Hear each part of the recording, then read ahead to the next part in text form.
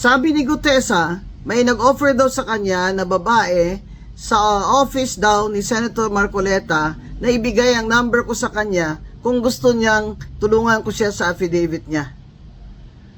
Dinamay mo pa ako.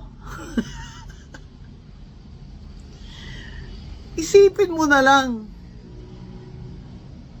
With my status as a retired COMELEC commissioner and a former COA commissioner, law practice for 25 years, and you see my law practice was really focused on women's rights.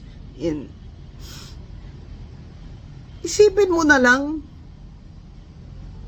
maniniwala ba sa Gutesa na mag-aabogado ako para sa'yo? Para sa ano?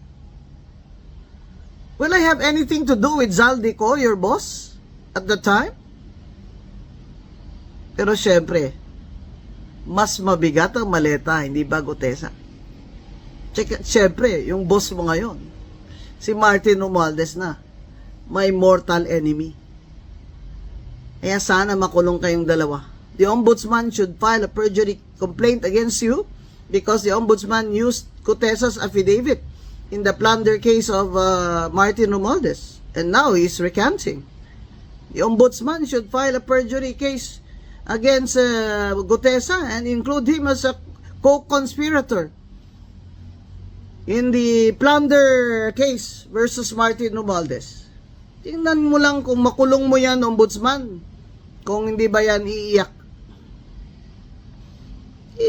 Gutesa is undermining the authority of the ombudsman. The ombudsman used his affidavit in the case against Romualdez, and now he's recanting. He's now turning around and saying na hindi siya nag-deliver ng maleta kay Martin Romualdez. Yung boss mo, si Martin Romualdez, Gutesa, mortal enemy ko yan. Makukulong din yan. Ikulong na si Martin Romualdez.